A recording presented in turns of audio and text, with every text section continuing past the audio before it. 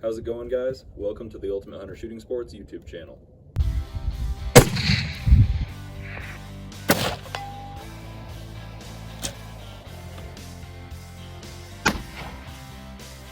Impact! Impact!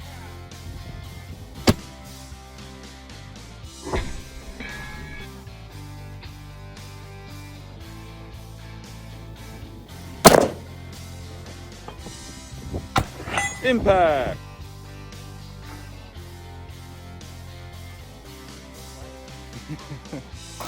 Helps you win, it helps you hunt. Alright guys, so I'm out here at the Cameo Shooting and Education Complex today doing some zero confirmation with my Raptor rifle, my 18-inch AR from Wilson Combat, and I figured that I would show you not a new build, but actually rifle I've had built up for probably over 10 years now. This is my main hunting rifle, and it's a custom build. It's by Greg Tannell out of Colorado, and it is a Stiller Predator Action Remington 700 clone. I believe it's a Bartlein barrel, which was cut down, so it should be 21.5-ish inches. And the reason it was cut down was to get a common thread pitch on there so I could attach the Thunder Beast Dominus K SR. And I gotta tell you what, guys, so far, loving that can. It's really small, really light, but for hunting purposes, it's still gonna knock down the sound enough that I'm not blowing my eardrums out every time I shoot an animal. Drilled him, dude. Which I'm a pretty big fan of. It is topped off with one of the old school Leupold Mark IVs, and this is a 4.5 to 14 by 40. It has CDS dials calibrated to this load, and it also has the Boone & Crockett reticle inside, which I'm a big fan of. Run that on a lot of my competition rifles, on my hunting rifles obviously, so does Walt. And you know, if you can get your zero range and your load development worked out to the point where the holdover stadia match up your drop pretty well at distance, then it's a really fast and easy way to quickly acquire and get accurate shots on target if you know the range. And if it's, you know, beyond the range that holdover reticle is good for, then we can just go straight up to the dials. If that's the case, I probably have more time anyways. I'm probably not going to be as concerned about speed in those situations. It has a Rifle Basics trigger, Triad tactical stock pack on there, so I get a little more cheek elevation. This is a Macmillan A3 stock, so it does have the adjustable cheek piece, but this gets me the cheek elevation, plus it's not as cold in the wintertime, kind of a moot point, but it does give me a little extra storage on the side here so I can carry an extra magazine on the rifle and not take up as much room in my bino harness, which I will be doing a video on my setup for this soon. That'll be coming, stay tuned. And then an old school, I believe, yeah, another Blackhawk sling from when they used to make slings, and one of the longer Harris bipods. And the reason I go with the long Harris bipod is that if I'm hunting in the sagebrush or tall grass, which I frequently end up doing, I can actually take my backpack that I compete with and that I hunt with, because it is truly a frame pack, and because of that internal frame, I can actually sit down, put my frame pack under the back of the rifle, and have a fully supported front and rear seated position that is extremely steady, and get up over those taller obstacles, sagebrush, tall grass, things of that nature. Alright guys, so I'm just going to do a quick little demonstration of how I can actually use this longer Harris and my frame pack in order to build an elevated, seated, front and rear rested platform. So extending this all the way out, let's say I'm in a situation like I have here with some tall sagebrush, need to gain more elevation, whatever the case may be. All I'm going to do is extend that Harris all the way out, and then bring this frame pack over here, and again, rigid on top, and I can actually adjust the angle of this and how high it sits, lock it in with my feet, and that allows me to adjust the height and angle of that rear rest. So if I can clear this sagebrush here, what I end up with is a way to shoot at an upward angle with a front and rear rest that's actually pretty adjustable, without having to go prone at an extreme angle on my neck, anything like that. So what I can do, get set up like I am here.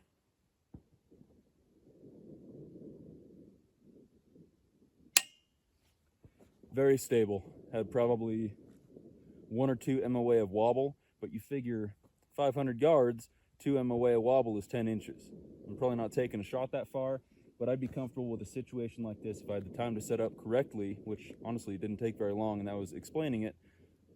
350 pretty easily. So it's not quite as easy for the prone shots, just because at its most compressed state, it is still a little bit higher than what most people are probably used to. But that doesn't mean that it's at all not doable. You end up a little bit up on your elbows more than usual, but as long as it's a substrate where I can really wedge my elbows into the ground, I can get that outward pressure against them, then I'm just sitting against gravity, kind of locking everything in. Get this hand under the back here. Very stable. So it's a little unconventional, but it allows me a little bit more versatility. So that's why I run that on my hunting rifle. So that's why I typically run the longer Harris bipods on my hunting rifles. And of course now they're not gonna fully snap back in for me, so that's gonna take a minute, but we'll just leave that like that for now. But that is the rifle that I'm gonna be elk hunting with this year. I'll be taking the Nula out. I got some factory Nosler AccuBond trophy grade loaded ammunition. The Nula loves it. Got it re-zeroed to 250. So with the B&C or the Boone and Crockett reticle and the Leupold scope that I have on the Nula, I'm good out to 500, which with that 6.5, that's kind of a self-imposed limit that I have. Sure, you can shoot farther, but that's where I'm comfortable with that rifle, with that cartridge. For elk, this is my go-to. A little more thump at the animal, and if I want to, I have the capability to push out a little bit farther if the conditions are perfect. But I was out here at the range and wanted to go ahead and give you guys an overview on this build. Hopefully, you'll see me shooting some elk with it this year. But stay tuned and we'll see how it goes. All right, so we're finally back out here to try and wrap up the 300 video, and things have changed. It's been a month and a half probably since the first clips that I took for this video. Did take this rifle hunting. Don't worry, the second, third, and fourth season 2024 hunting videos will be up soon. That's the next project I'll be working on. Suffice to say, the rifle did amazingly well. Hunting with the can is so pleasant, so civilized. Way of the future, I'm convinced. Only gripes are the length and weight of the rifle, which honestly isn't that bad. It's not a cannon. With the can on there, it's, you know, about a 22-inch barrel, so I'm pushing 26, 25, 26 with the can and the mount and all that stuff. And if I had to guess just by my hand scale, it's probably 13 and a half, 14 pounds at the most. Outside of that, this old Leupold Mark IV, the Boone and Crockett reticle, loved it. Didn't have to dial once, but this scope is old enough that it doesn't have a locking turret. So I was having to constantly check and make sure that I was, you know, dialed to 300, because when I'm dialed to 300, that Boone and Crockett reticle from Leupold for this rifle goes 300, 400, 500, 550, and 600 is the top of the bottom post. So my subtensions are accurate out to 600 yards. If it's beyond 600 yards, which I really don't shoot beyond 500 if I can help it anyways, because that's what I practice to. But if the conditions are right and I've got time to dial, then I can dial. But the rifle ran great.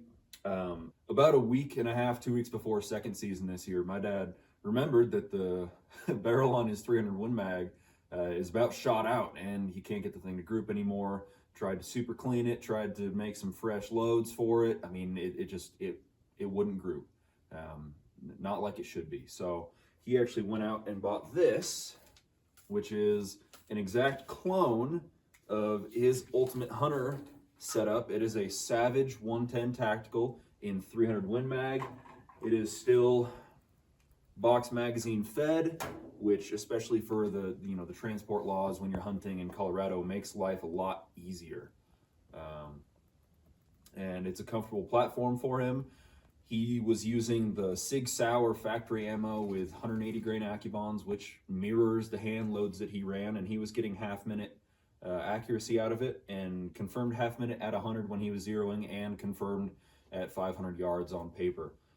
So he took it out, and I mean, he had some pretty good success this hunting season as well.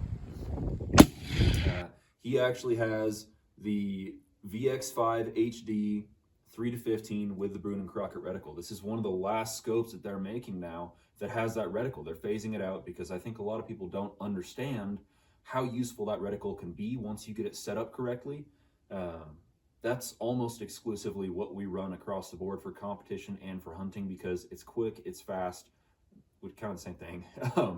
And it's been pretty precise. As long as you can, take your ballistic data and tune your zero distance to match up with those subtensions, then out to 500 or 600 yards, depending on if you're 0 to 200 or 300 or 250 in the case of my Nula this year. It just works really well. And then it also has the dial on there if you want to change it. These scopes do have zero stop and a locking turret, which is really nice. I don't think I'm going to mess with the setup on my 300 short, but got one sitting there that I'll put on something at some point. But he had really good luck with that this year. So I wanted to kind of shift this video into a compare and contrast, because, all factory stuff. Savage 110 Tactical, screwed a brake onto there, bought a spare magazine and threw a Leupold 3-15 on there. So, very affordable package, yet still quality components that got great results. A number of hunting buddies I had this conversation with this year. Do I go with 300 short mag or do I go with 300 Win Mag? Ballistically, they're pretty close to twins. I don't think there's a wrong answer. I think you need to understand the pros and cons to each and make your decision based on that. If you're going to be shooting factory ammunition, 300 Win Mag is going to be a lot more available in gun stores typically, and there are more manufacturers that make more loads for it. So ubiquity and availability of ammunition definitely goes to the 300 Win Mag. On that same note, there are a lot more factory rifles that are available in 300 Win Mag as well. There are fewer factory rifles chambered in 300 short mag. What the 300 short mag has going for it is it's slightly more efficient. So you can run a slightly shorter barrel, in my experience, especially if you're gonna run a can on there. It's a shorter, stiffer, lighter action because you're in a short action platform. So those are kind of the trade-offs. Knowing that going into it, if neither one of those really sways you, then go with your gut, go with what the heart desires. But basically this boils down to, a fairly high-end, custom-built, gunsmith ordered and built rifle. And then this was bought everything was bought here from a local gun store a couple months ago. And they exhibit similar accuracy, similar ballistic performance. They just deliver that at a different price point, a different level of refinement, and a different level of customization. So this goes to say that you don't have to break the bank on a high-end hunting rifle to have something that performs very well, which is something we've proven in Ultimate Hunter in the past. Look at what your needs are. Look at your cartridge-specific criteria. Like, do I want to buy factory ammo? Am I worried about finding factory ammo at any gun store I go to? Am I more concerned about overall length and weight and chassis stiffness? You have to weigh the pros and cons of each for what you're hunting, how you hunt, what the pocketbook can tolerate, and what features you're looking for. Point is, you don't have to spend a lot to have really good performance, and that's kind of what Walt proved with this rifle that he picked up to hunt with and had great success with this year. So hopefully that gives you guys a little insight into what both of us are using. They're both 300s, but they're slightly different, had the same performance and same results. Thanks guys again for tuning into the Ultimate Hunter Shooting Sports YouTube channel. We'll see you next time.